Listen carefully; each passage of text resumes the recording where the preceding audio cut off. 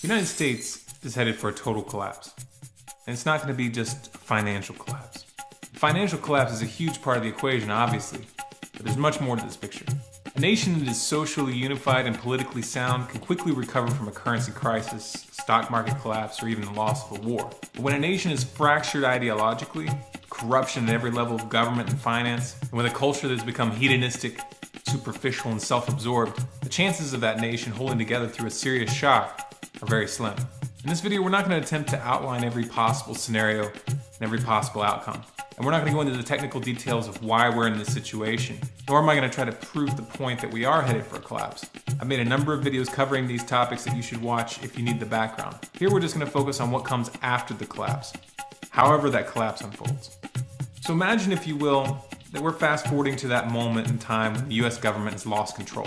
The banking system and the dollar have collapsed, and the people are left to choose what comes next. The specifics of how we got to this moment are blurred, and the details of the aftermath are left to the imagination. So, what will you choose? How will you rebuild? In our previous video, I put forth a challenge to tell us how you would replace the current system if you managed to topple the US government. I asked this question to illustrate a point, which is that even among those who want to see this current regime removed from power, there's no consensus as to what should come next. That's a problem, and it's a very serious problem because it means that the fall of the US government could mark the beginning of a bloody and protracted civil war as multiple factions battle for control. Now, just to give you an idea of what some of these factions could look like, let's take a look at some of the comments from that video. The idea of setting up a socialist system is very popular. This came in multiple varieties, ranging from anarcho-socialist to the socialist republic. There was also quite a few people who wanted to institute a resource-based economy. Some people thought that the answer was to put Ron Paul in charge. To be honest, I'm not convinced that Ron Paul would actually want that job. We have a few anarchists and voluntarists who want to have a society where people aren't ruled over by government at all. We had some that said that the system is fine as it is and doesn't need to be changed. And we had quite a few who proposed that we revert back to the Constitution or restore the Constitution, though it's a little bit unclear as to what that would entail. Some people came right out and said that they would prefer to revert things back to the way they were in the 1700s, which, though unrealistic, is actually the clearest of the reversion proposals, because at least then we know what we're reverting back to. Many others say restore the Constitution, but restore to what? The very first version, where blacks were only considered 3/5 of a human and only land-owning white males could vote? Or do we move it a little farther forward to make these concessions but stop before we get to the 16th Amendment, which sets up the federal income tax? I'm not trying to answer this for you, I'm just saying that you have to be clear about what you're talking about.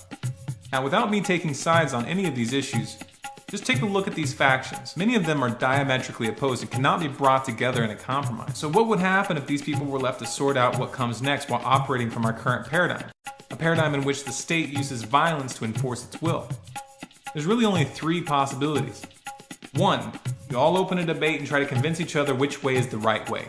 Good luck with that. You've had the internet for almost 20 years now and you still haven't sorted that out. I highly doubt that the conservatives are going to convert the liberals or vice versa in a post-collapse scenario, and you may not even have the benefit of the internet. Option number two, you settle this issue with violence, and whoever has the most guns and ammo and is the best organized crushes all the opposition. This is how these situations are traditionally handled, and it's the most probable outcome if we don't work to change the paradigm we're operating from. Or option number three, we take an alternate path where people group together according to the way that they want to live and they allow others to do the same. It should be obvious that option number three is the only sane and moral option. Trying to convince everyone that your way is the right way isn't going to work, and using violence to crush everyone that disagrees won't give us a world worth handing down to future generations. Now, the third option is actually the most practical option for other reasons as well. When the US government collapses, people are going to have to band together in their local communities to survive. Those that succeed are not going to be Mad Max loners roving the wilderness, but rather cohesive groups that are capable of living and working together. These groups are going to be small, and there will likely be numerous groups living in areas that were once single cities. It only makes sense that these groups are going to bring people together who are close enough to the same frequency to work towards a common goal. The most basic goal being survival. It is highly unlikely that these groups are going to immediately be capable of merging together to reconstitute something resembling the United States. This is something that may be hard for some people to come to terms with. Once the United States collapses, it's not coming back. What we're looking at is something akin to the collapse of the Roman Empire, which crumbled into many pieces, which then began to develop their own cultures and languages over time. What did the Roman Empire become? It became Spain, France, Italy. Even Germany and England were once part of the Roman Empire. Now, you can make the argument that the European Union is currently regrouping the Roman Empire. However, it should be obvious that the Roman Empire never came back in the form that it had before. Now, here's where the non-aggression principle comes in.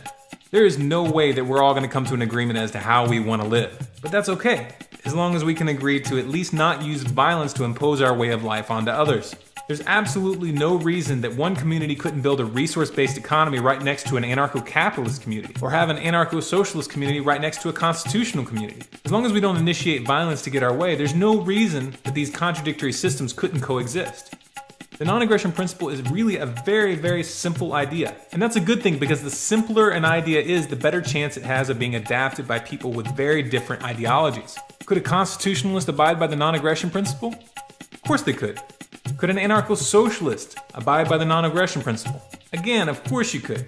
Now, on the other hand, if you come from an ideology that does insist that you have the right to initiate violence against non-violent people to get them to do what you want, then yes, we have a problem. And that's why I keep bringing it back to this concept. The non-aggression principle is the only way that communities of humans can live together without becoming totalitarian. Now, if the non-aggression principle is agreed upon between the communities, then those communities can grow into federations which exchange resources and provide for common defense. You can think of these like states in our current system, except that member groups would be much smaller, much more autonomous, and there would be no central power like the federal government imposing its will over the group. If you organize like this, then you wouldn't need to come up with a single right way to live. We could each choose how we want to live and let others choose what they want. If the community down the road wants to try out socialism, then great, have at it, as long as they don't try to push it on their neighbors. If you really think about it, this is the only sane way to organize when a population is culturally divided.